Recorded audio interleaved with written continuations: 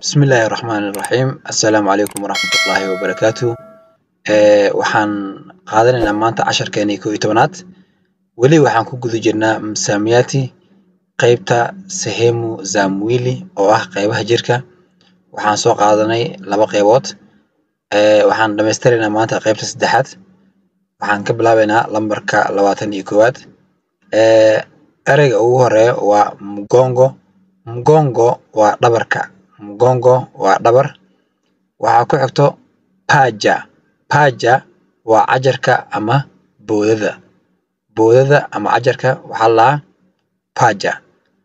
mguu ayaa ku xigto mguu waa lugta mguu waa lug ma dhehaysid maguu ma dhehaysid nambarka 24aad waa mkono mkono waa gacan mkono waa gacan waxaa ku xigto vidole faro waayo ayaa ku xigto waayo waa cagta waayo waa cagta kucha ayaa ku xigto kucha waa cinji ama cidi qofba sida u yaqaano kisugudi waa xusulka ama suxul kisugudi waa xusulka ama suxulka tumbo waa calool tumbo waa calool kisigino waa ciribta kisigino waa cirib marka insha Allah casharkeeni ku saabsanaa